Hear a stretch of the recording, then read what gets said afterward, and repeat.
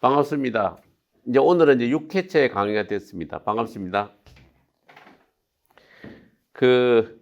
이제 민법이 이제 본격적으로 조금 어려워지는 내용으로 들어가는 겁니다. 왜냐하면 판례가 많고 이론이 조금 복잡하게 엮이기 시작하는 겁니다.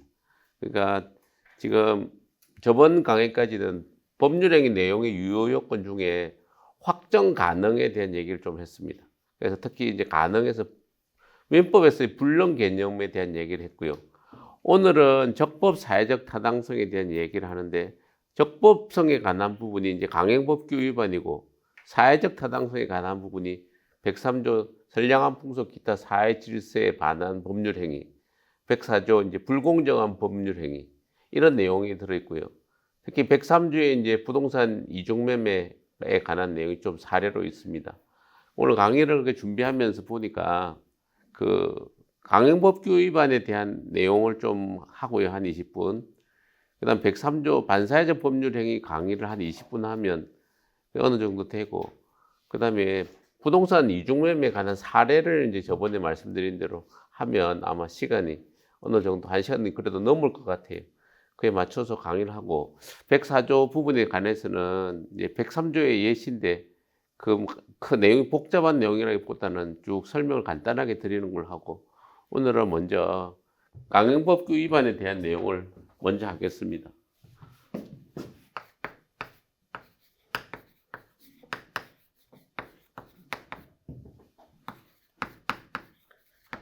어쨌든 목차를 이제 뭐 이렇게 설명을 하다 보면 나중에 언제 기회가 있으면 시험 문제 이렇게 하고 시험에 기출 문제로 쫙 이렇게 문항으로 나오는 부분을 딱 모아놓고 설명을 딱 이렇게 하면 빠지는 거는 없을 수 있게 강의를 할 수 있는데요.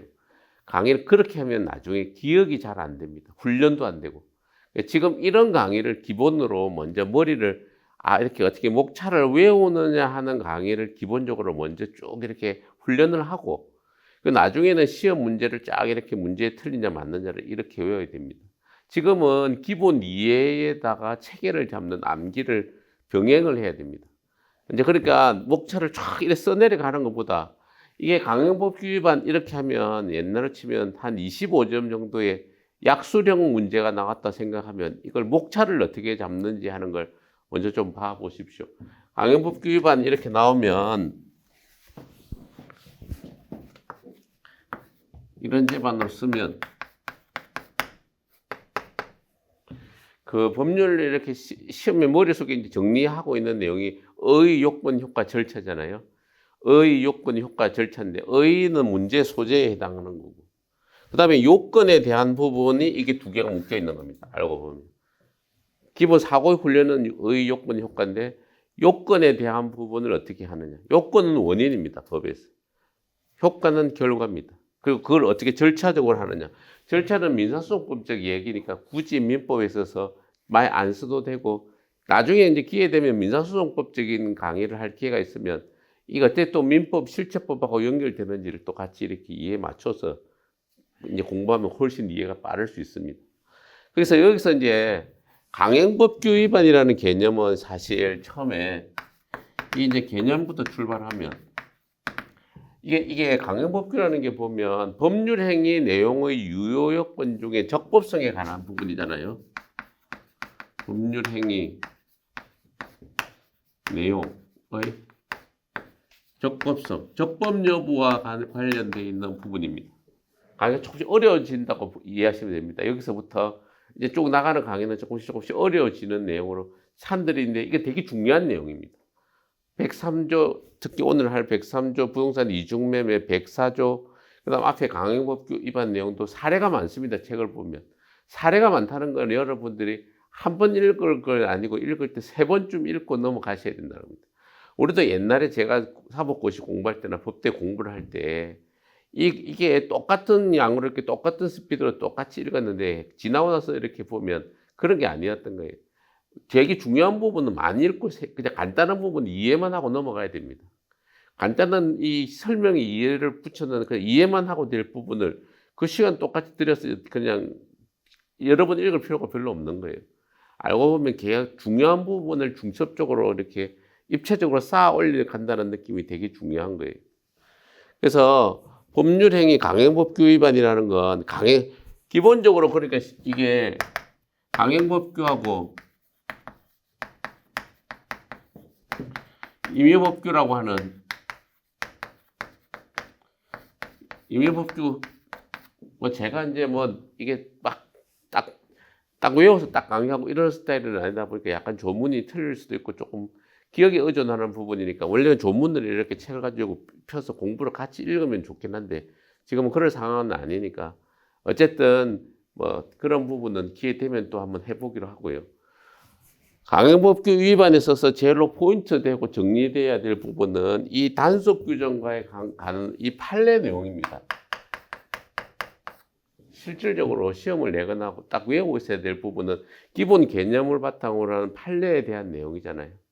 그래서 이 판례가 사실은 그러면 여기서 이게 체계, 판례 이렇게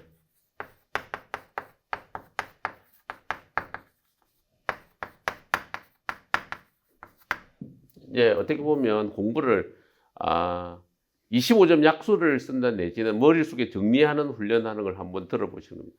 쭉 보통의 강의나 다른 데 보시면 제가 쭉 이렇게 써내려가면서 이렇게 강의를 했는데요. 조금 바꿔가지고 한번 오늘부터는 내가 이런 문제에 대해서 어떻게 접근하느냐 할 때 중요한 것부터 먼저 이해를 해야 되잖아요. 의라는 게 그냥 이게 강행법규라는 것이 어디에 소재하는가 뭐가 문제가 되느냐를 딱 먼저 봐야 됩니다. 그럼 강행법규란 건 법률행위 내용의 적법성을 따지는 요건으로서 강행법규가 등장하는구나, 문제의 소재는요. 그러려면 이게 강행법규라는 게 민법에 있어서 뭐냐, 이 개념이 이제 정확하게 등장하잖아요. 그러니까 여기서 개념 강행법규라는 선량한 풍속 기타 사회 질서와 관계없는 규정은 당사자의 의사가 있는 데에는 당사자의 의사에 의한다. 이게 105조입니다. 선량한 풍속 기타 사회 질서와 관계없는 규정. 그게 이제 임의법규고. 그에 뒤집어서 선량한 풍속 기타 사회 질서와 관계 있는 규정이 강행법규라는 거죠. 그러니까 선량한 풍속 기타 사회 질서와 관계 있는 여기서는 선량한 풍속 기타 사회 질서와 관계 있는 규정으로 법이 정해놓은 것이 강행법규다. 이렇게 이제 개념을 정리하면 이해가 된 거고요. 문제는 실질적으로 강행법규라는 모습이 이게 유효냐 무효냐 한 사례가 이제 강행법규라고 해서 다 유효다 무효다 이렇게 접근하는 건 아니고 강행법규의 모습 중에서 이게 이제 탈법행위라는 개념이 또 등장합니다. 이게 형식적으로는 법에 적법한데 실질적으로는 법을 위반하는 경우입니다.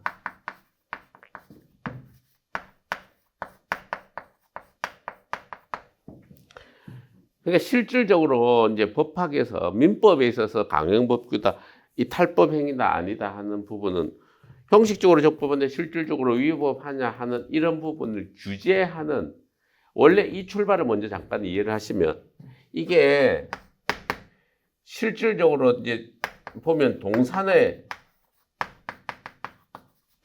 양도담보라는 제도가 있습니다. 동산의 양도담보는 원래 그 질물은 나중에 질권을 여기 시험 범위는 아닌데요. 이게 동산을 담보로 잡는 경우를 할 때는 동산을 내가 이제 점유하고 있지 못합니다. 동산은 양도담보를 원래 이렇게 양도담보라는 건 소유권을 상대방으로 넘기는 건데 이렇게는 원래는 못하게 돼 있는데 실제 사례는 동산을 갖다가 돈을 빌려주고 동산을 담보 잡을 때는 그 자기가 이제 돈을 빌려준 질권자가 그거를 가져버리는 겁니다. 가지고 있는 거예요. 그래서 이제 민법에는 이 법에서 이 질물을 이 질권자에게 점유하게 하지 못한다 이래놨는데 이게 실제 사례에 있어서는 이렇게 하는 것이 동산의 양도담보가 실질적으로 유효하게 하는 제도가 이렇게 등장하고 있는데 여기서 이제 이런 직접 법률은 위반하지 않는 것지만 실질은 위반하는 이런 경우들을 다른 실제 사례에서는 되게 많이 일어나는 겁니다. 민법에서 말고 이 경우는 되게 어디서 일어나느냐면 또 행정법이나 행정법규, 특히 이제 여기서 보면 건설, 공정거래,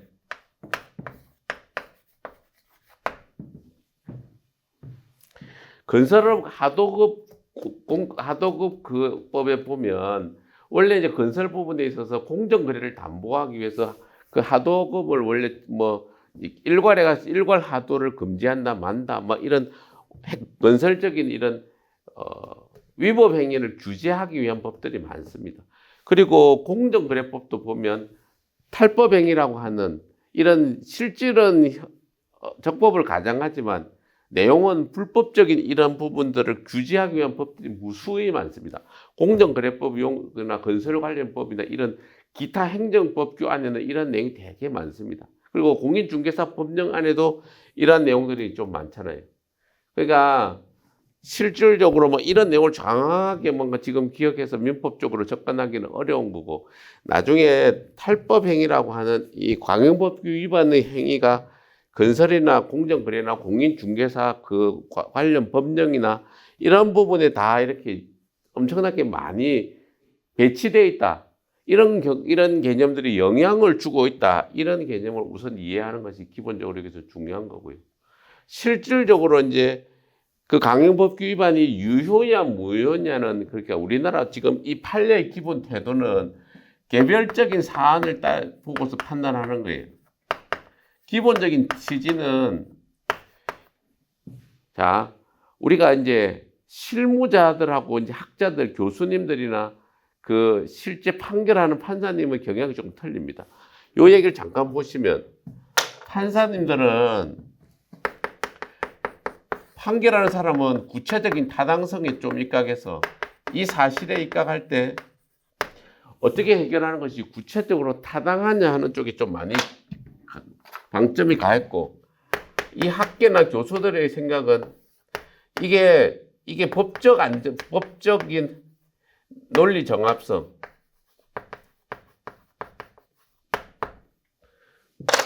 개별적인 구체적인 것보다 논리적으로 조문에 입각할 때 아니면 논리에 따를 때 어떻게 되느냐 하는 부분이 좀 더 방점이 가 있습니다.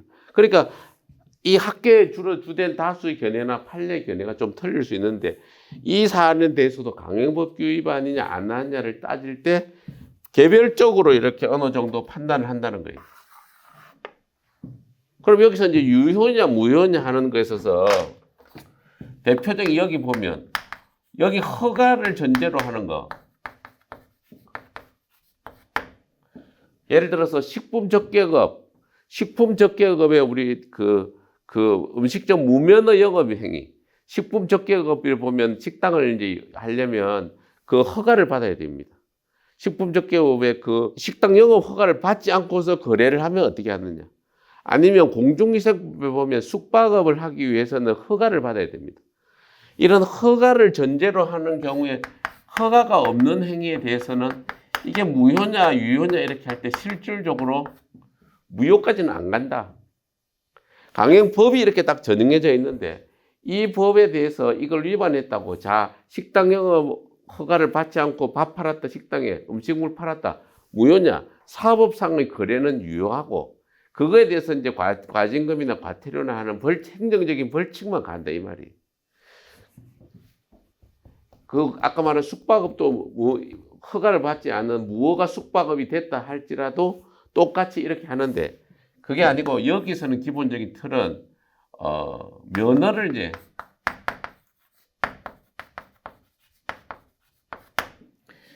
행정법에 뭐 이런 얘기 하면 조금 어려울 수도 있는데요. 조금 들어놓으면 이 강행법규 위반에 지금 여기 잠깐만 볼게요.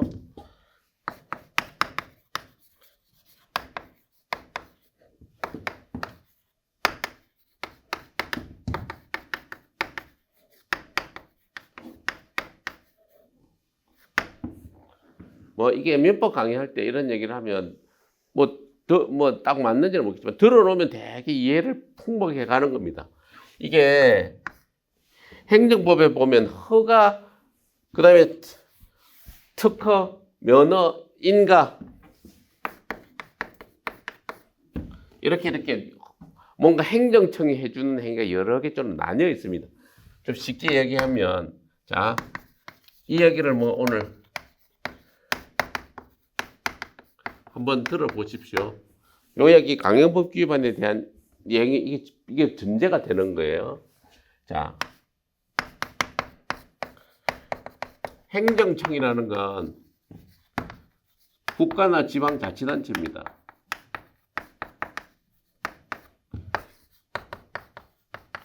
행정법에 있어서는 그 민법에 있어서의 권리의무 당사자에 해당하는 걸 사인이라고 그렇게 표현합니다. 그렇게 행정청이 무언가를 이렇게 수직적인 관계에서 뭘 해주는 행위, 사인. 국민들을 대상으로 뭔가를 해주는 걸 행정행위라고 하는 거예요. 이 중에서 기본적으로 허가하고 이 인가의 개념을 좀 해봐야 크게 이해를 하시면 되는데, 허가는 당연히 할 수 있는 거를 전제로 하는 겁니다.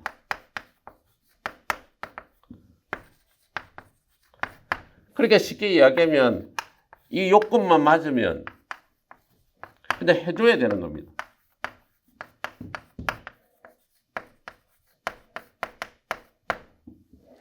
자, 식품적계법에 있어서 식당 영업 허가를 받는다. 이러면 어느 요건만 딱 맞추면 허가는 당연히 나가야 된다 이 말이에요. 요건만 맞으면 이게 뭐 시설 기준이 얼마에서 몇 평, 그다음 조리 시설이 어떻게 되고 소방 시설 어떻게 되고 이러면 당연히 할 수 있는 걸 그 요건만 딱 맞추면 허가는 당연히 이렇게 나가는 걸 기본 전제로 하는 거고, 이게 아니고 인가 이런 개념은 당연히 하는 게 있고 창설적으로 당연히 해주는 것이 아니고 창설적이라는 것은 이런 걸 보고서 요건이 맞다면 행정청이 허가를 그때 여러 가지 상황을 고려해서 해준다 이런 이야기입니다. 당연히 해주는 게 아니고 이런 요건을 보고서 행정청이 여러 사정을 감안할 때 사정을 감안해서 안 해줄 수도 있고 해줄 수도 있는데 이런 상황을 감안해서 이제 해준다는 거예요.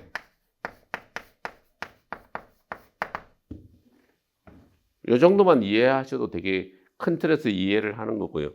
여기로 다시 와가지고, 자, 허가를 전제로 하는 거는 당연히 그냥 왜 허가를 전제로 하는 걸 이렇게 해줄까? 당연히 어느 정도 되는 걸 하는 거니까 그거 안 했을 때 그 사법성 효력은 그걸 다 무효를 하면 너무 어떻게 보면 그 정도 중요한 내용이 아닌 거예요. 다른 규제 수단이 있다 이런 걸 전제로 하는 거고. 이건 무효라는 것은 면허, 예를 들면 변호사법. 지금 변호사법이나 뭐 아니면 뭐 의료법이나 이런 거에 있어서 면허를 대여해 주는 거.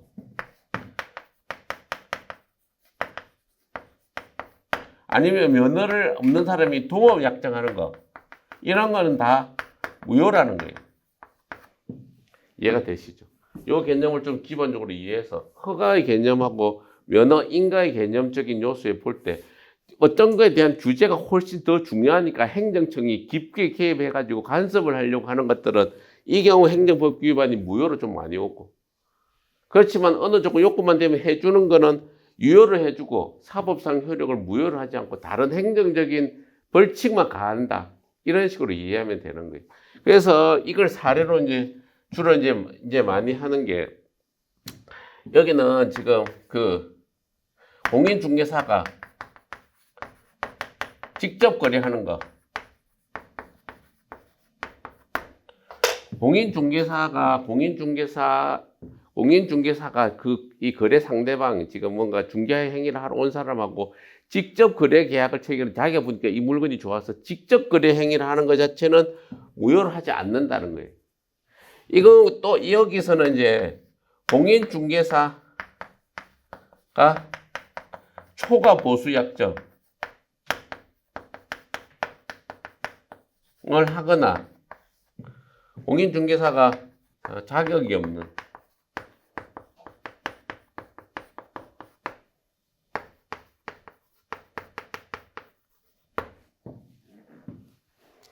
우리가 이제 뭐 다른 이렇게 보면 중개업법에 공인중개사가 직접 거래하는 이런 행위 자체는 무효로 하지는 않고, 공인중개사가 초과 보수 약정을 했으면 이 초과 보수된 부분에 한해서는 무효를 한다는 거고, 공인중개사 자격이 없는 사람이 한 경우도 무효를 한다.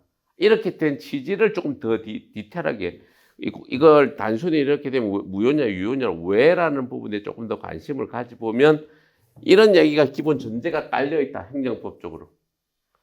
허가의 개념이나 인가의 개념에 대한 거고, 허가는 당연히 해주는 걸 전제로 하니까 이거에 대해서 식품위생업 아니면 뭐 공정위생관리법, 식품적계법 이런 거에 대한 제재는 꼭 사법적으로 무효를 안 한다는 거고, 공인중개사가 직접 거래한 행위까지도 그렇게 본다는 거고, 무효로 한다는 거는 면허를 전제로 해가지고 딱 이렇게 하는데, 면허를 배경으로 하지 않고 면허를 대여해 주거나 면허를 그냥 동업 약정을 하거나 하는 이러한 행위 자체는 사법적으로 무효로 한다는 취지를 깔고 이런 내용이 진행된다.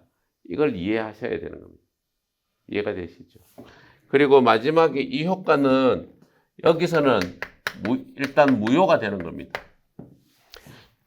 법률행위 내용의 확정 가능 적법 사회적 타당성을 위반하면 무효가 되는데, 무효가 되면 741조 이하가 법률상 원인 없이 타인의 부당한 원인, 이제 법률상 원인 없이 타인의 재산 또는 노무로 인하여 이익을 얻은 때에는 상대방에게 반환하여야 한다. 부당하게 이득을 취득한 여기 부당이득 반환의 관계가 되는데, 이게 나중에 103조 위반 얘기할 때 746조를 보면 불법 원인 급여와는 무관하다. 내용이 이제 여기서부터 좀 어려워집니다. 그래서 제가 방법론을 쭉 설명하는 것보다는 한번 설명을 큰 틀을 잡아놓고 설명을 하려고 하는데, 자, 이 이야기입니다. 우리가 이제 공인중개사법에 보면 부당이득 반환에 관한 741조 이하 이런 내용은 시험 범위에서 빠져 있습니다. 근데 시험 범위에서 빠져 있다는 게 그 내용이 빠져 있다는 게 아니고 그 자체를, 이게 지금 우리가 이제 계약법 총론, 계약법 강론에 매매 임대차 말고 사무관리 부당이득 불법행위 편이 있는데 계약법 말고 그 자체를 시험 범위에서 빼놨다는 얘기입니다. 그렇지만 무효 효과인 741조인 부당이득 반환에 관한 기본 이론이 그 부당이득법을 공부를 해놓지 않으면 이 내용을 잘 모른다는 거예요. 그래서 지금 설명을 잠깐 드리는 겁니다. 741조에는 보면 아까 말한 대로 법률상 원인 없이 타인의 재산 또는 노무로 인하여 이득을 얻는 데는 상대방에 반환하여야 한다는데, 이 부당이득 반환에 746조 나중에 103조 설명을 다시 한번 하면서 할 텐데, 이게 강행법규 위반하면 불법 원인 급여라는 것을 나중에 103조에서 설명을 좀 한번 더 하겠지만, 여기서 잠깐 이해해야 될 건 뭐냐면, 수익자 법률상 원인 없이 급여한 경우에는 반환을 청구하지 못한다, 이런 얘기입니다. 불법한 원인으로 급여한 경우에는 내가 반환을 청구하지 못한다. 이해가 되시죠? 그러니까 이게 강행법규 위반하면 불법 원인 급여로서 불법한 원인으로 급여한 경우는 반환을 청구하지 못한다는데, 이 강행법규 위반에는 이거하고 무관하게 이런 게 적용이 안 된다, 이런 얘기입니다. 한번 제가 103조를 여기다 이렇게 적어놓고 쫙 모아놔 부동산 이중매매 설명하기 전에 한번 설명을 다시 드릴 텐데, 그 정도만 일단 이야기를 이해해 보십시오. 좀 설명을 다시 최종적으로 드릴 거면 103조에 위반하면 여기 이 정도만 해놓고 다시 그러면 103조 내용으로 좀 넘어가 보겠습니다.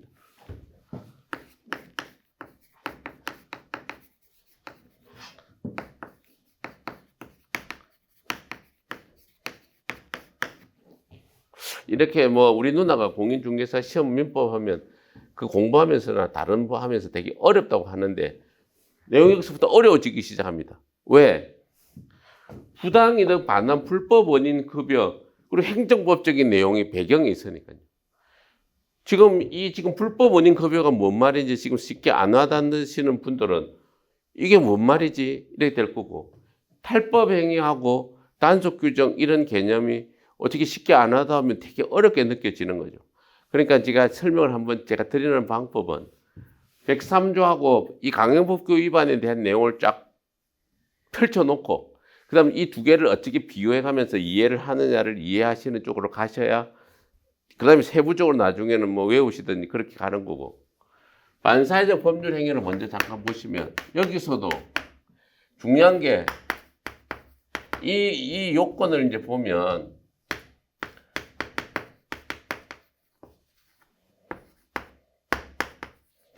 좀 이제 좀 어렵게 저희가 볼 때 되게 103조 이렇게 들어오면 내용이 되게 어려운 내용입니다.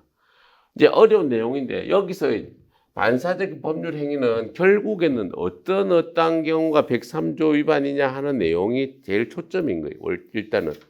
그런데 이 태양을 이게 몇 가지로 지금 정해놨잖아요. 먼저 정리를 먼저 한번 해보면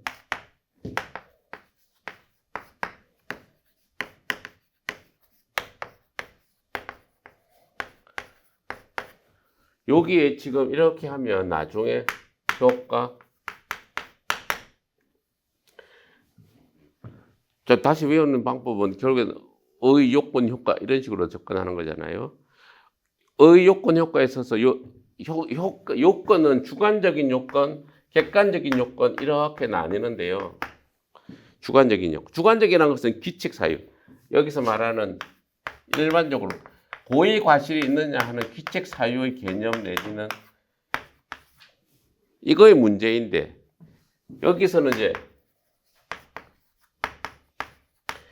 지금 이렇게 이야기한 하나하나가 다 지금 중요한 내용인데 되게 어려운 내용이 들어있는 것 같습니다. 제가 볼 때 세부적으로 뭐 하나가 어렵다는 게 아니고 논리적으로 곰곰이 많이 생각을 해봐야 될 부분인데 기본적으로 요건에 있어서는 이런 행위 태양이 되느냐 안 되느냐 이런 어떤 것이 반사회적 법률 행위냐 아니냐 하는 부분을 이해하셔야 되고 이에 대한 효과는 원칙적으로는 무효인데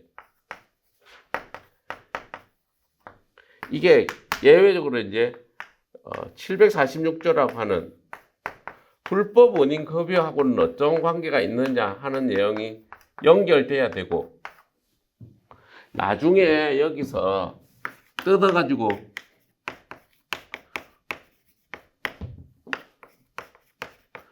불법 원인 급여라고 하는 테마를 별도로 이렇게 746조에서 자 여기서 잠깐 보시면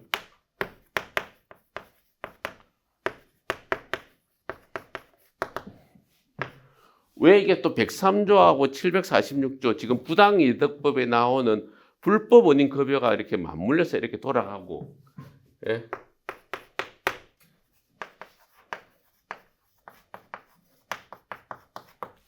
오늘은 설명을 좀 처음부터 하는 것보다는 목차를 잡아놓고 큰 틀을 이해하는 쪽으로 강의를 좀 해보려고 하는 겁니다. 자, 우리가 앞에 지금 강행법규 위반에 대한 강의를 이렇게 하고 나서 그 강행법규 위반이 법률행위 내용의 유효 요건이 확정 가능 적법 부분에 대한 설명을 쭉 이렇게 했죠. 저기서는 제일 중요한 게 저번 시간에 얘기했던 단속 규정 그 효력 규정 해가지고 사법상의 효력을 유효로 하는 경우 단속 규정, 사법상의 효력을 무효로 하는 것 그 효력 규정 이렇게 해서 그 행위 태양을 가리는 것이 중요하고 그 실질적으로 다른 행정법규나 이런 부분에 저기 탈법행위라고 하는 부분이 들어있다 이런 내용을 이렇게 설명을 위주로 했는 거고요. 다음 103조로 넘어와서 중요한 건 똑같이 여기서는 어떠한 것이 선량한 풍속 기타 사회 질서에 위반하느냐 하는 부분을 먼저 이 얘기를 하는 게 제일 큰 테마고 이 안에서 효과는 원칙적으로 103조는 무효가 되는 상황인데 무효 외에 또 746조라는 불법 원인 급여라는 테마가 새로 여기 들어있는데 왜 이거하고 관련되는지를 이해를 하셔야 되고 746조 불법 원인 급여는 테마가 또 내용이 많으니까 뜯어서 이해해서 들어가야 되는구나. 우선 이렇게 이해를 하시라는 거고요. 다시 여기 들어가 보면 반사회적 법률 행위는 103조에서 이렇게 설명해놨죠. 선량한 풍속 기타 사회 질서에 반하는 법률 행위는 무효를 한다. 선량한 풍속 기타 사회 질서에 반하는 법률 행위는 무효로 한다. 이렇게 해서 그럼 선량한 풍속 기타 사회 질서에 반하는 법률 행위가 뭐냐 하는 부분이 우선 이 테마가 중요한 거예요.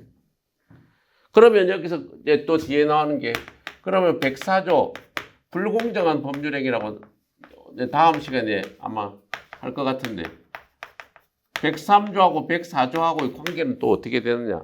그래서 104조는 이제 당사자의 궁박, 경솔, 무경험으로 인한 법률행위를 무효로 한다. 이렇게 폭리행위를 규정해 놨잖아요. 불공정한 법률행위를 폭리행위라고 하는데 그게 당사자의 궁박, 경솔, 무경험으로 인한 법률행위를 무효로 한다고 하는데 103조하고 104조는 뭐냐 해서 이거는 그냥 일반 규정으로 정해놓은 규정이고 104조는 103조의 예시다. 이 정도는 기본적으로 이제 출발해서 이해를 하는 거고.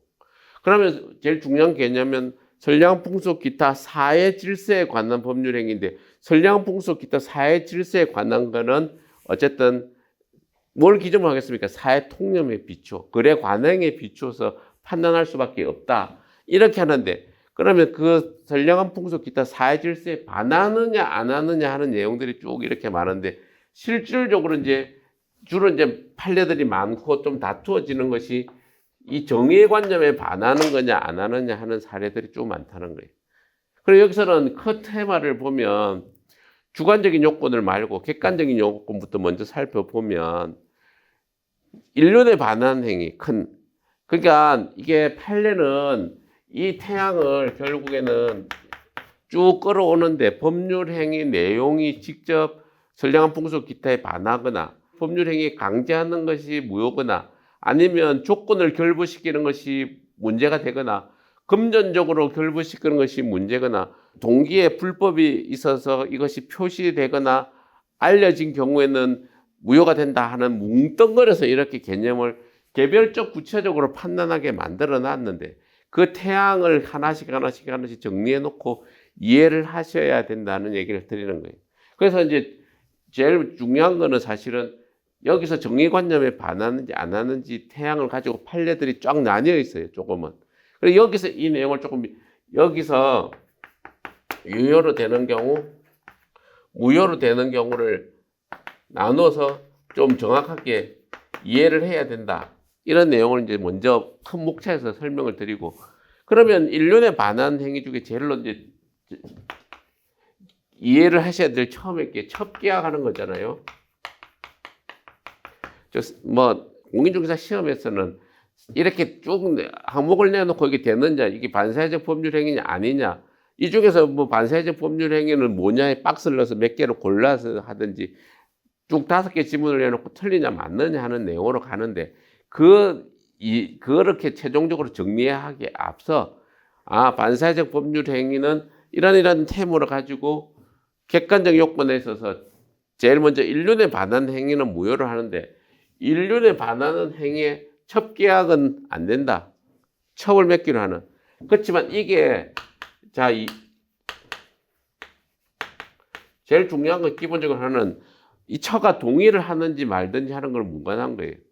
첩계약은 기본적으로 어쨌든 안 되는 거고 다만 예외로 여기서 이게 첩의 생존을 위하거나 아니면 출생한 자녀의 양육을 위해서 그 필요한 경우에 어떤 계약, 첩하고 계약을 하는데 첩 관계를 유지하는 부첩 관계는 안 되는데 처가 이제 이 첩이 나중에 생존을 위해서 뭐 집을 생활비가 필요하거나 태어난 애를 돌보기 위해서 생활비가 필요해서 하는 그러한 예외적인 경우는 유효를 한다. 이걸 우선 이해하는 게 우선 기본적인 내용입니다.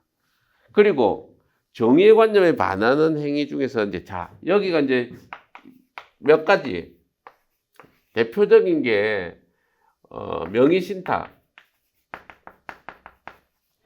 이게 다운 계약서, 중간생략등기,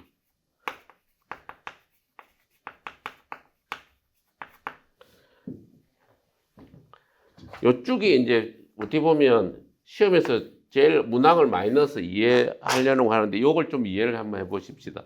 잘 들어보십시오. 이걸 정의관념에 반하는 행위 중에 이거는 무효로 하고 어떤 거는 유효로 한다는 거예요.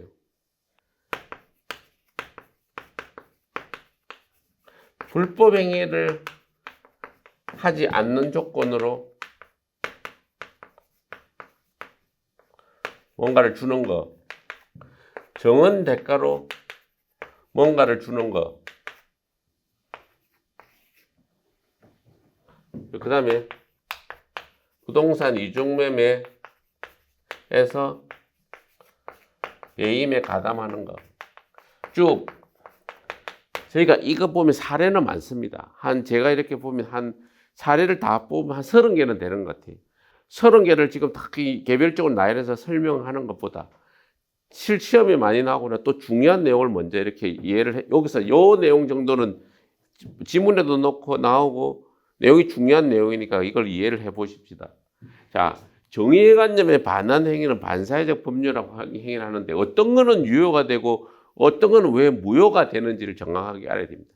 마지막에 시험이 되든지 막판에 가면 그걸 외울 수밖에 없는 경우도 있지만 뭔가 왜 이렇게 되는지를 모르고 외우면 나중에는 기억이 잘 안 나지 않겠어요?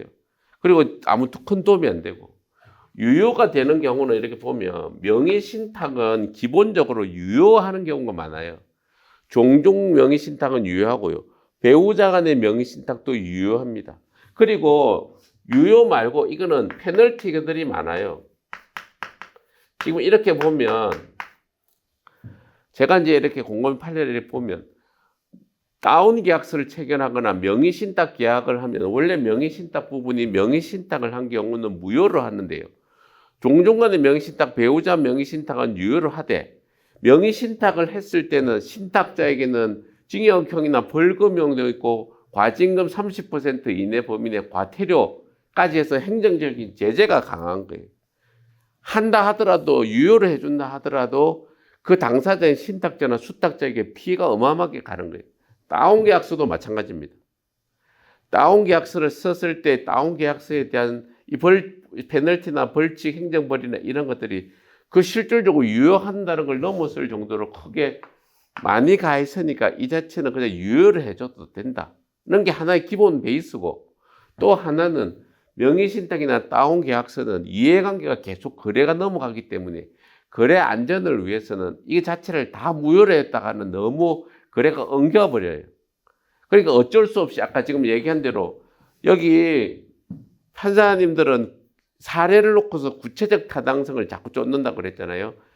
이게 이론이 논리정합형에 있어서 이렇게 논리적으로 옳으냐 그러냐 이렇게 하면 이 유효냐 무효냐를 근거로 찾아 들어가는 게 왜 그래야 되는지가 되게 따지기 힘든 부분입니다.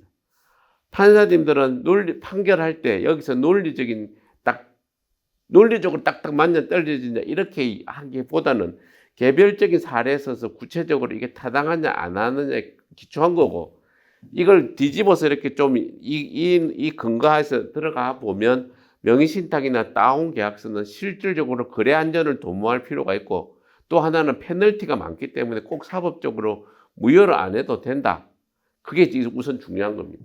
그리고 중간 생략 등기도 마찬가지예요. 거래가 이렇게 일어나서 그렇게 가버린다면 나중에 페널티는 하더라도 이 자체를 무효로 하지는 않는다. 그런 취지에서 이러한 것들이 나온 거고, 여기 보면 이 경우는 자 여기 불법 행위를 하지 않는 조건으로 뭔가를 주는 거, 이거 어떻게 생각해 보면 뭐 나쁜 짓을 하지 않는 조건으로 뭘 준다고 하면 이게 뭐가 문제, 하지 마라고 한 건데 나쁜 짓 안 하겠다고 주는 거는 이걸 무효로 해야 되느냐 이렇게 생각하는데, 나쁜 짓을 하겠다 이렇게 얘기한다고 해서 그걸 주면 그런 걸 조장하는 거니까 아예 그런 걸 못하게 하려고 무효로 한다, 그런 취지로 이해를 하셔야 됩니다. 그리고 정언의 대가로 돈을 뭘 준다는 이것이 통상의 범위 내에서는 괜찮은데 그게 아니고 그 범위를 넘어서 있다는 걸 전제로 얘기한 겁니다. 그래서 정언의 대가로 통상의 여비나 교통비 정도 주는 거는 문제가 없는데 정언의 대가로 돈을 많이 준다 이런 생각을 전제로 이런 행위는 무효로 한다는 거고, 부동산 이중매매는 나중에 이거 한번 딱 지어놓고 마지막 한 20분이나 이 시간에 한번 정리를 하겠지만, 제2매수인이 나중에 배임 행위에 적극 가담했을 때는 무효로 한다 하는 내용만 우선 들어놓고 이게 반사회적 법률 행위 유형에 어떻게 보섭되는지는 한번 나중에 사례로 가지고 이해를 한번 해보십시오. 그리고 먼저 일단은 정의관념에 반하는 행위 유형은 판례가 쫙 많이 나뉘어져 있다는 거예요. 나뉘어져 있는 이게 왜 이렇게 됐는지를 정확하게 이해하는 게 이 부분에 있어서 제일로 중요한 부분 중에 하나다. 그렇게 이해하십시오. 그리고 개인의 자유를 극도로 제한하는 거. 개인의 자유로 그런 게 여기서 대표적인 게 뭐냐면 해외 이제 파견, 경비 부담입니다. 이게 근무를 조건으로 해외 유학을 보내든지 훈련을 시키러 나가 보냈는데 3년, 옛날에 5년이었는데 3년간 그 해외 파견을 시켜가지고 훈련을 시켰으니까 돌아와서는 몇 년간 근무를 5년이든 재직을 해야 된다고 하는데 가운데서 그냥 회사를 그만두고 나가버린 경우에 해외 경비는 반환해라는 약정은 이게 유효하다는 거예요. 이해가 되시죠? 해외 경비를 이렇게 5년간 해외로 보내는 그 돈은 돌려 회사가 그 경비에 대한 그 반환 약정을 해놓은 거기 때문에 그거는 이걸 원래 근로기준법에 보면 근로를 제공하지 않는 것에 대해서 위약금이나 손해배상額을 정하면 안 됩니다. 근로기준법에. 일 제공하지 않는 것에 대해서 페널티를 할 수는 없어요. 근로를 보호해주기 위해서. 그렇지만 이 경우는 근로를 강제하는 게 아니고 내가 먼저 회사가 내주는 경비를 돌려받느냐 마느냐 하는 문제로 접근한다. 이렇게 보시고 이게 이제 대비해서 이제 판례가 이게 국내에서 임금하고 이게 상여를 이제 준 경우 국내 장기 연수를 이렇게 한 겁니다.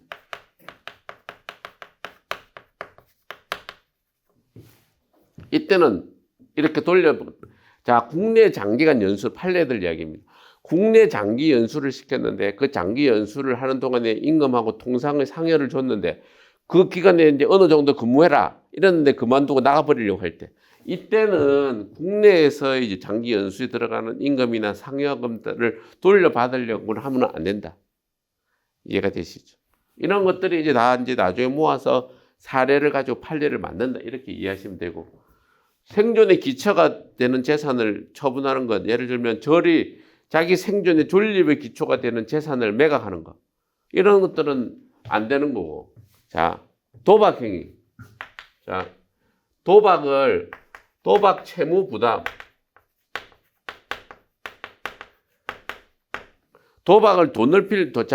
도박을 이렇게 하면서 도박하는 자금을 빌리는 계약 도박하는 돈을 빌리는 계약 안 된다는 겁니다.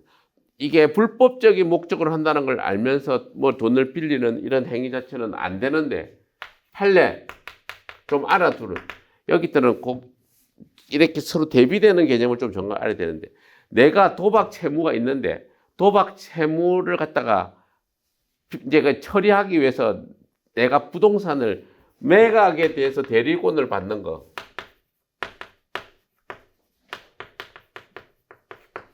자 이제 이 빚을 도박 채무를 진 사람이 도박에 대해서 이 팔아야 되니까 부동산이 있으니까 네가 좀 팔아서 이 빚을 져라 했을 때 도박 채무에 대해서 파는 거는 이 자체는 유효로 가는 거고 도박 채무를 부담해서 뒤에 도박 채무를 변제하는 채무 부담과 변제 행위는 무효라는 겁니다.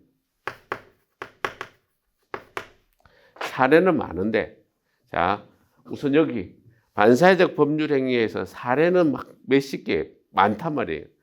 많은 데서 그러면 이걸 막 다 디테일하게 세부적으로 뭐 암기하는 그런 것도 중요한데 우선 중요한 거 자 반사적인 법률 행위라는 것은 선량한 풍토 기타 사회 질서에 위반하는 법률 행위니까 무효인데 이거는 되게 일반적으로 규정을 해놨어요. 포괄적으로. 그러니까 어마어마하게 많을 거란 말이에요.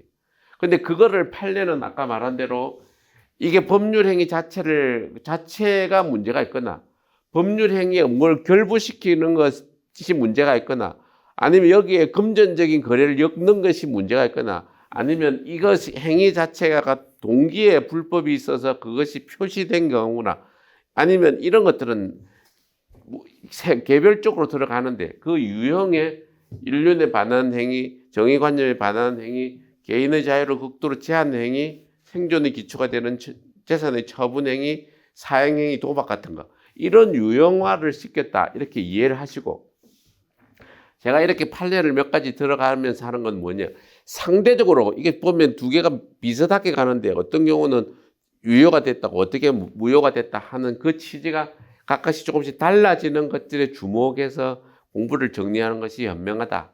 그리고 나중에 한번 이게 사례를 가지고 공부를 할 때 부동산 이중매매가 제2매수인이 배임행위에 적극 가담하면 기본적으로 이 정의관념에 반하는 행위가 돼서 어떠한 법률 관계가 되는지는 사례를 가지고 맨 뒤에 한번 설명을 해 보겠다. 이런 내용을 이해하시겠죠. 자, 그리고 여기서 객관적인 형태 말고 동기의 불법이라고 하는 주관적인 걸 한번 생각을 해봐요. 이게 좀 어렵습니다. 제가 볼 때. 지금 이 공부가 어떻게 보면 본문에 훅 들어가지고 되게 어려운 부분을 자꾸 엮어서 가니까 공부가 체계적으로 안 돼 있으면 동기라는 건 여기서 잠깐만 보시면 뭔가 하는 이유잖아요. 여기 지금 이래 보면 반사회적 법률 행위를 하는데 동기가 불법한 경우면 동기가. 우리가 예를 들면 채무를 여기서 쉽게 얘기하면 이 사례에서 채무를 부담하는데 돈을 빌려요. 채무를 빌리는데 조건이 도박 비용으로 도박하기 위해서 빚을 빌린다고 생각할 때 도박을 한다. 이렇게 하는 건 돈 빌리는 행위하고는 직접 연관이 없잖아요. 돈 빌리는 거는 내가 채무를 부담한 건 돈을 빌리는 행위고 내가 돈을 빌릴 때 왜 빌리느냐가 동기잖아요. 도박하려고 돈이 필요하니까 돈 빌려 다오 했을 때 도박하려고 한다고 하는 것이 동기예요. 그러면 상대방 입장에서는 내가 딱 보면 돈을 빌리는 행위냐 맞냐 이런 얘기를 볼 때는 당연히 돈을 빌렸으면 갚아야 되는데 동기의 불법성이 있을 때는 어떻게 하느냐 하는 것이 이제 판례인데 뭐 학설 뭐는 좀 차이가 있지만 다른 것보다 표시되거나 상대방이 안 경우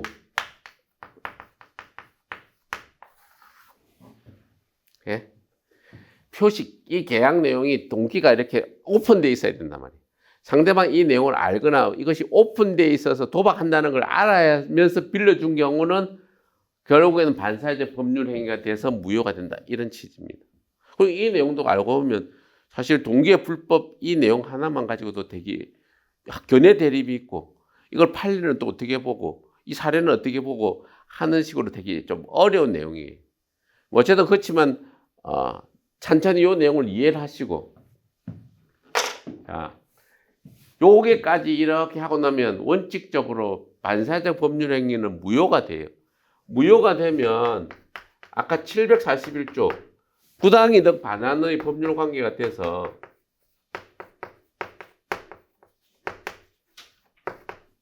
자, 이걸 어떻게 설명하냐면 이렇게 이행 전, 이행 후 이행하기 전이면 이행할 필요가 없고 이행했으면 원칙적으로 돈을 받아야 되는 것이 가장 기본적인 원칙입니다.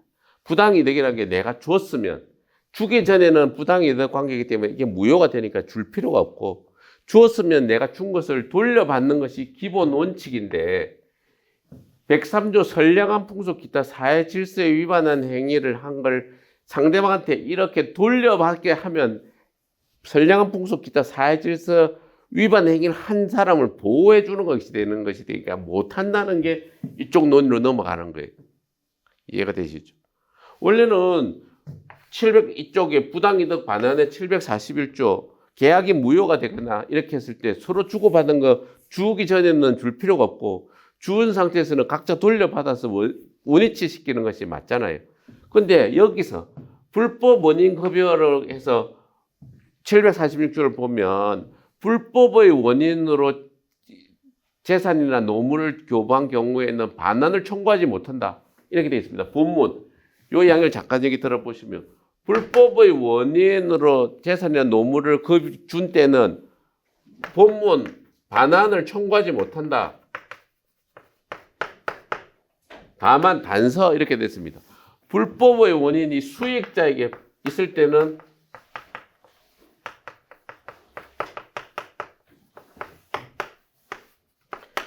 예외를 한다. 그러지 아니했다. 반환을 청구할 수 있다. 이 말이잖아요. 지금 어려운 내용들은 거푸 그렇게 막 나가죠. 그게 어려운 부분이죠. 시험은 매번 나오는 거고. 시험을 매번 나오는데 여러분들은 뜯어서 이제 체계적으로 정리해 가야 돼요. 제가 하듯이. 불법 원인급여란 것은 개념은 여기서부터 잠깐 요 내용을 같이 맞물려서 나중에 설명을 드릴 겁니다. 개념. 불법 원인으로 준 경우에는 반환을 청구 못한다. 이해가 되시죠? 아니 불법한 사람으로 지가 잘못해가지고 불법한 원인으로 잘못 준 사람은 돌려받지 못한다는 기본인데 이거는 그럼 뭐예요? 이거에 대해서 103조하고 그러면 불법 원인 급여하고 무슨 관계인가? 이렇게 됐을 때 우리나라 대부분 판례는 다수 의견에는 똑같은 동전의 양면이다. 이게 지금 불법 원인 급여는 뭐 또 시험 범위는 아닌데 이 시험 범위 아니다고 이 공부를 안 해버리면 또 왕창 공부가 빠지는 거 아닙니까? 자, 103조는 선량한 풍속 기타 사회 질서에 위반한 법률을 한 경우는 무효로 한다. 이랬는데 무효를 하는데 계약을 해서 줬어요. 준 상태에서 자기가 돌려받을 수 있느냐? 원칙적으로 하면 부당이득 반환에서는 계약이 무효가 되면 돌려받아야 되는데 이행한 후에 그것이 이제 여기서 그게 아니고 불법한 원인으로 안 사람이 지가 이렇게 준 경우 돌려받으면 이 경우 자기 모순에 빠진다. 불법 원인 하게 해주고 나서 그걸 돌려받으면 이게 법이 뭐야? 그게 판이네. 이렇게 되는 관계이기 때문에 103조에 대한 이면으로 표리일체 관계로서 반환을 청구하지 못하게 한다. 이런 거예요. 그래서 반환을 불법 원인 급여인 경우는 본문에 반환을 청구하지 못한다. 다만 불법 원인이 받는 사람에게만 많을 때는 반환을 그러하지 아니하다. 반환을 청구하게 한다 이 말이. 그랬을 때 여기서 지금 불법 원인이 수익자에게만 있을 때는 여기 요건이 이런 거죠. 기본적으로 불법 원인 급여를 할 것.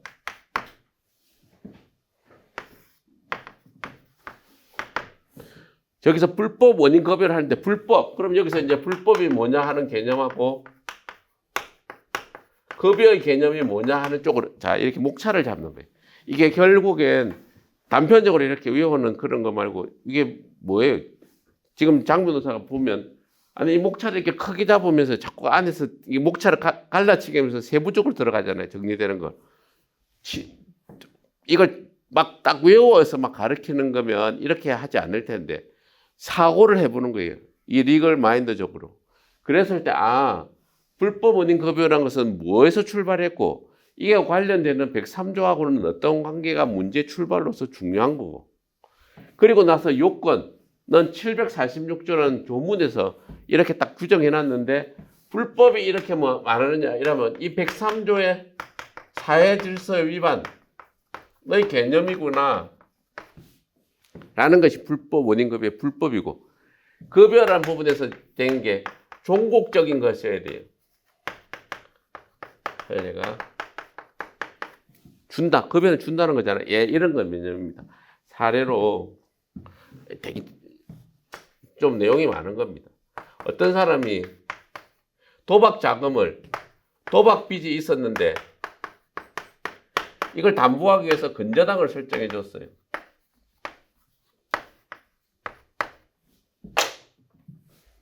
한번 참 생각을 많이 하면서 공부를 하셔야 됩니다. 여기부터 103조 강행법 위반 103조 공부는 되게 깊게 여러 번 하셔야 됩니다. 도박 빚이 있어가지고 갑이 어른한테 도박 빚을 빌렸어요. 그러고 나서 그걸 담보해주기 위해서 돈을 갚으라고 하니까 근저당만 설정해 준 경우 하나는 등기를 이전해 준 경우 소유권 근저당만 설정해 준 경우는 이게 종국적인 처분으로 넘어간 게 아니기 때문에 이 경우는 무효가 돼서 말소할 수 있고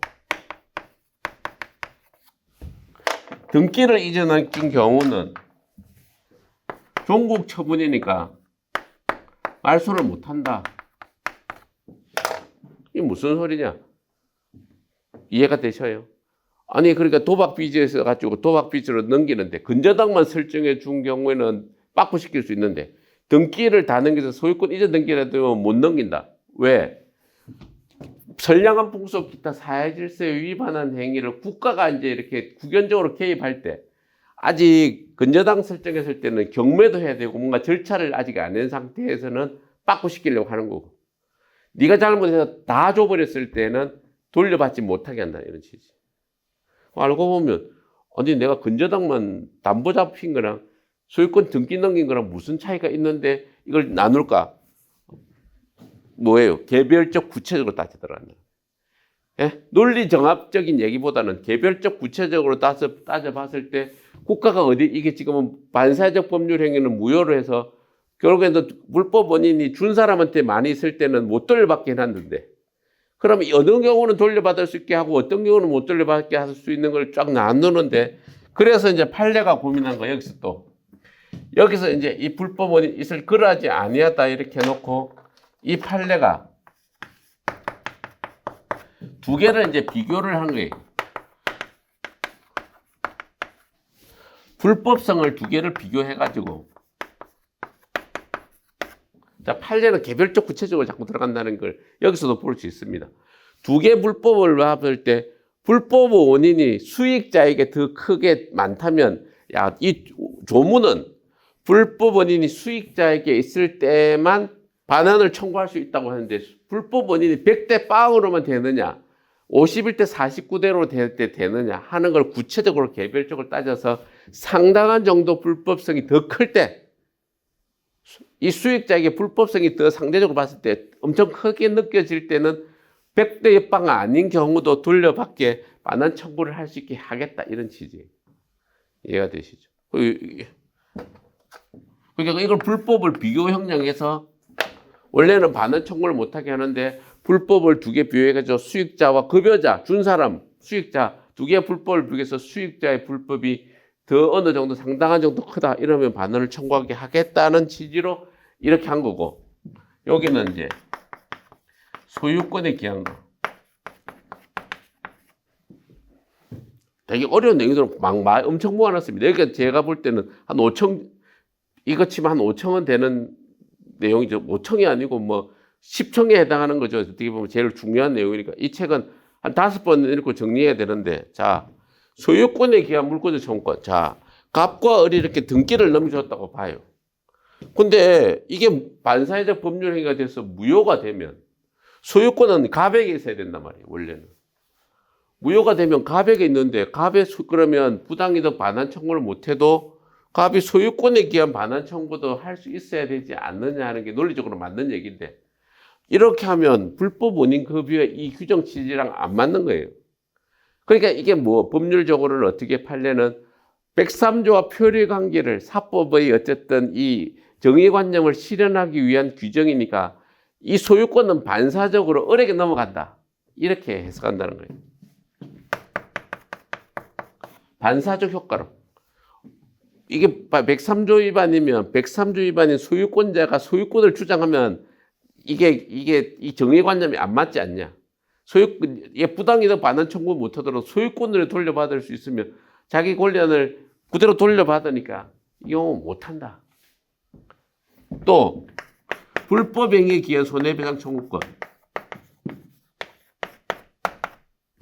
이것도 못한다. 아니 도박채무 이렇게 해가지고 내가 원인이 불법성이 있다고 해서 네가 잘못했으니까 고의과실로 너에게 책임을 만약에 묻는다면 똑같은 이유로 아니 그 준 사람은 어쨌든 뭐 부당이득 반환을 하든 소유권에 기해서 돌려받든 불법행위 손해배상 청구를 받든 다 받을 수 있는데 그렇게 하는 거는 곤란하다. 지금 한 번만 다시 정리해 볼게요. 이 되게 지금 뭔 소리를 하냐 좀 어려울 수도 있습니다. 되게 왜?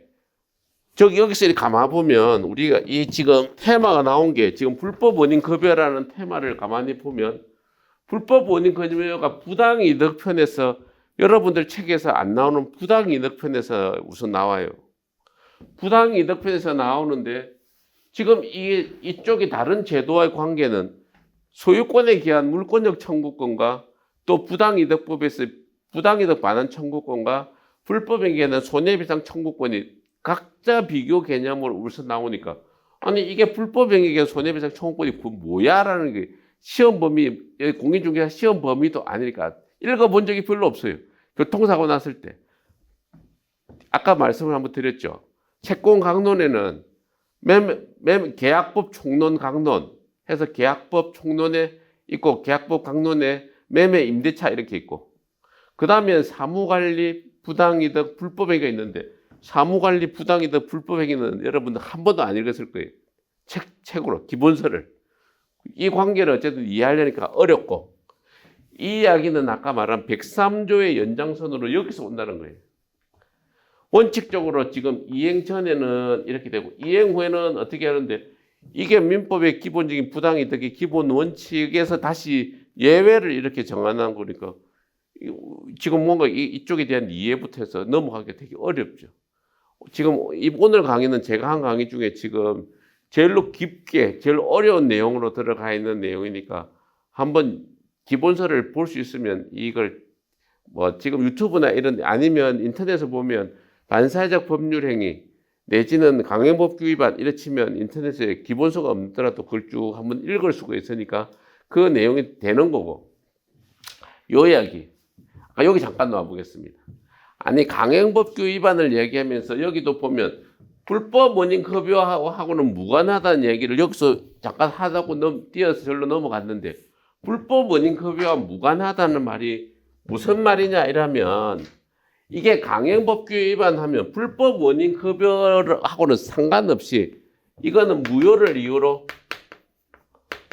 부당이득 반환을 할 수 있다 이런 얘기입니다.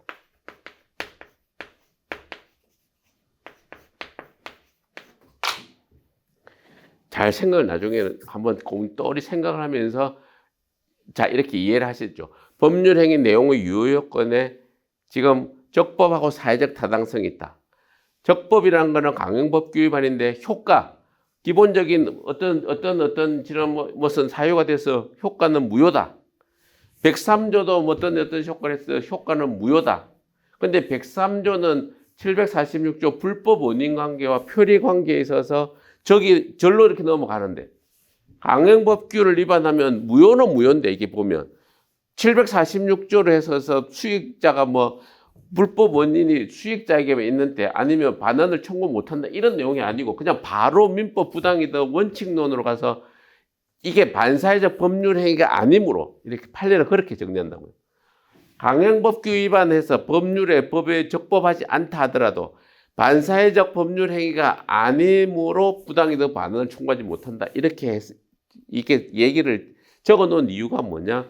그냥 740 강행법규 위반하면 부당이득 반환으로 바로 해결해서 중국에 있으면 돌려받고 무효로 해가지고 끝내버리라는 거고 그게 아니고 반사회적 법률 행위를 해당할 때는 저 불법 원인 746조 본문으로 가가지고 그때는 불법 원인 누구 수익자에게 아니면 급여자에게 있느냐에 따라서 또 논리를 새로 만들어서 이렇게 적어하라. 이게 무슨 기본적인 내용이니까 지금 746조도 찾아서 읽어보시고 반사회적 법률행위도 찬찬히 읽어보시고 강행법규도 읽어보셔서 세 가지를 연결하고 뒤에 104조는 103조의 예시니까 그 103조 따라서 이렇게 똑같이 가면 된다. 그것이 기본적인 내용이고 오늘 사실은 지금 부동산 이중매매 강의를 하려고 했는데 자 이렇게 하시죠. 부동산 이중매매는 다음번에 하겠습니다. 104조하고 부동산 이중매매를 다시 하고 이 내용을 오늘 한 내용을 한번 정리를 한번 꼼꼼히 이해를 하시고 다시 한번 강의를 더 가도록 하겠습니다. 지금 법률행위 내용의 유효 요건이 되게 어려운 부분입니다. 이게 여러 부분이 걸쳐 있는 부분이니까 이해를 이렇게 꼴똘하게 포괄적으로 이해를 하지 않으면 그거 갖고 이게 뭔 소리인지 잘 이해가 안 되는데 포인트는 어쨌든 강행법규 위반에 대한 거랑 103조, 104조, 746조는 국면이 좀 틀리게 가구나. 반사회적 법률 행위를 했을 때 무효의 개념으로 접근하는 게 나중에 이제 시간 되면 부당이득 반환에 대한 그쪽 이걸 한번 정리를 다시 해놓고 그러니까 다음 시간에는 부당이득 반환의 기본 효과에 대한 741조하고 그리고 이제 나중에 이게 잠깐 여기 한번 봐보십시오. 다음 시간에 강의입니다.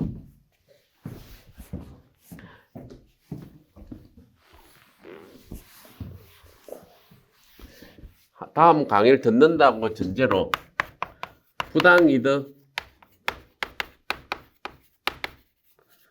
부당이득법입니다. 부당이득 반환의 관계를 기본적으로 자, 이렇게 한 5분만 더 해보십시다. 법률상 원인 없이 타인의 재산 또는 노무로 인하여 이익을 얻은 때에는 손해를 배상해야 한다. 법률상 원인 없이 이득을 얻었고 타인에게 손해를 주면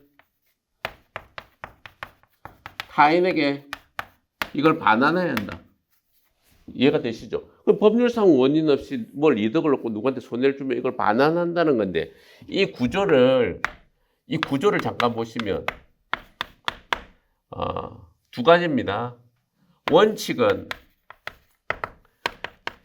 나중에 741조 이게 기본적으로 741조의 부당한 이득은 반환하여야 이렇게 한다 이래 놓고 이게 원칙적인 내용인데 이걸 두 가지로 점유하는 경우, 점유를 하는 경우, 점유를 안 하는 경우로 나눠 가지고 자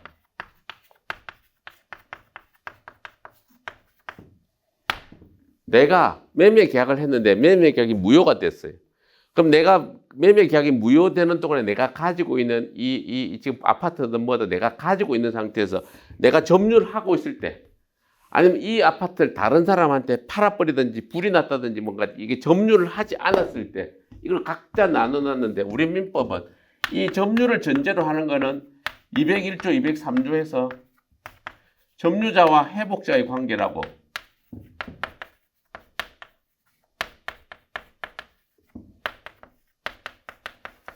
이게 점유편에 있단 말이에요.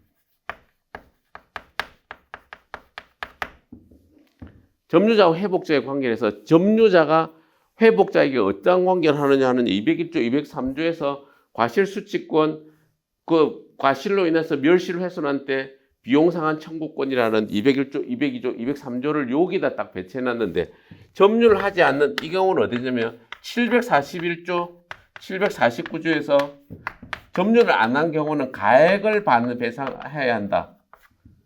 가액을 배상해야 한다. 선의의 점유자는 현존이익 한도에서 반환한다. 악의의 수익자는 받은 이익에 이자를 더하고 손해가 있으면 배상해야 한다. 이게 747조, 748조 그쪽 얘기. 그러니까 이게 부당이득이라는 게 기본 원칙은 740조 부당해서 이게 서로 해야 되는데 이걸 점유자, 회복자를 이렇게 나눠 놓고 이 이야기를 조금 더 연장하면 어떤 문제로 가냐면 이게 관련 문제가 이게 계약 해제를 전제로 하는 원상회복 이게 지금 546조가 그렇죠. 매매 계약을 해제했을 때는 원상회복해야 한다는 내용을 746조 매매 계약이 성립이 무효가 됐을 때는 부당이득 관계가 생겨서 부당이득 반환의 문제로 가고 부당이득 반환의 문제는 741조 부당이득법이 들어오는데 점유를 한 경우는 점유편에서 201조, 203조에서 적어놓고 그 점유를 하지 않는 가액 반환을 할 때는 747조, 748조, 749조로 가고 계약이 해제될 때도 알고 보면 서로 부당이득하는 구조예요. 부당이득하는 구조인데 여기는 또 특칙으로 546조에서 매매 계약이 해제될 때는 원상회복해야 된다. 이 구조를 다 나눠놨단 말이에요. 이 구조를. 그리고 나중에 또 조금 더 들어가 보면 이 부당이득 반환에서 미성년자인 경우에 보면 미성년자는 현존 이익 한도 내에서 반환한다 이래놨어요. 이게 반환하는 게 201조 과실수취권하고 이쪽에 있어서 747조, 748조 선의의 점유자가 선의의 부당이득자가 반환하는 경우하고 원상회복하는 데 반환 범위가 각각 다 다르게 되어 있습니다. 그걸 우선 이해하는 게 또 10층에 해당하는 내용으로 중요한 거예요. 법이 두 사람의 관계, 소유자, 본권자와 점유자와 관계를 둘이 주고받는 문제를 정리하는데 점유한 경우, 점유를 하지 않는 경우를 나눠놓고 그리고 그거는 계약 성립할 때 문제고 그리고 미성년자, 행위 제한 능력자의 경우는 특직을 또 주었고 그리고 이쪽에서는 계약을 해지할 때는 원상회복하는 범위에서 이거는 그냥 원상회복한다는 걸 선의 악이 상관없이 원상회복한다는 했을 때 왜 선의 악이를 나눠가지고 이렇게 했느냐를 전체적으로 이해하는 게 이게 부당이득 반환에 관한 아주 중요한 내용인 거고, 우리가 지금 오늘 한 얘기 지금 강행법규 위반, 그다음에 103조 위반, 104조 위반 이런 내용을 갈 때 무효에 대해서, 그다음에 원칙에서 근데 불법 원인 급여로 절로 넘어가는 부분, 부당이득 반환이 배척되는 저 불법 원인 급여에 해당하는 내용은 또 아까 이 내용하고 또 국민이 또 좀 틀리단 말이에요. 그러니까 이런 거를 이제 체계적으로 딱딱 주소를 잘 잡아서 정리를 잘 하고 있어야 민법이 딱 중심이 딱 잡히는 거죠. 이게 이해가 안 되고 있으면 이거 뭐지 이제 막 헤매게 되는 거죠. 이 세부적으로 뭐 이게 뭐 되냐 안 되느냐 단편적으로 이 판례 하나를 더 알고의 문제는 마지막에 막 시험에 임박하면 그걸 그냥 딱 집중적으로 딱 외우면 되는 거지만 이 구조에 대한 이해나 머리 정리는 그렇게 해가지고는 택도 없다는 거죠. 오늘 되게 저희가 볼 때 지금 되게 어려운 부분을 한 겁니다. 공부로 치면 저희가 볼 때 재고 난이도 높은 부분 등을 지금 오늘 한 거예요. 근데 앞부분에 있어서 나중에 보면 뭐 통정허위 표시, 착오, 사기 강박, 비진입 표시 이런 내용에 비하면 오늘이 훨씬 더 어렵고 중요한 내용들이 많아요. 근데 뭐 지금 이런 상황은 한 번에 들어서 이해가 안 될 수도 있고, 그렇지만 자 정리를 해드린다면 법률행위 내용의 유효 요건에 있어서 앞에 확정 가능은 놔놓고 뒤에 적법 사회적 타당성이라는 부분을 할 때 강행법규 위반 탈법 행위하고 그 효과 무효가 103조 104조 위반에 있어서 무효, 그 효과로서 불법 원인 급여로 넘어가는 거 하고, 그 다음에 저쪽에 가가지고 741조 본문에 그냥 부당이득 매매 계약이 무효 취소됐을 때 기본 원칙, 지금 강행법규와 관한 이쪽 무효가 됐을 때 서로 어떻게 되느냐는 103조 이쪽 746조의 국면으로 오는 게 아니고 강행법규는 이쪽으로, 점유한 경우는 201조, 203조, 점유 안 했을 때 747조, 749조 이렇게 가고 계약이 해제될 때는 또 다른 국면으로 546조로 별도로 이렇게 서로 나뉘어서 접근하고 있구나. 이게 큰 중요한 틀이기도 하고 그 다음에 세부적으로 들어가서 정리하고 있어야 될 부분입니다. 뭐 제가 볼 때 되게 뭐 한 제일 어려운 10개 중에서 고르라면 그 10개 들어가는 내용이고 아주 중요한 내용입니다. 오늘 강의를 꼴똘히 찾아보고 생각을 정리를 하면서 많이 이해를 하셔야 아마 도움이 될 겁니다. 좀 되게 어려운 강의인데 좀 한번 잘 유념해서 그냥 복습을 잘 하시기 바랍니다. 잘 들어주셔서 감사합니다.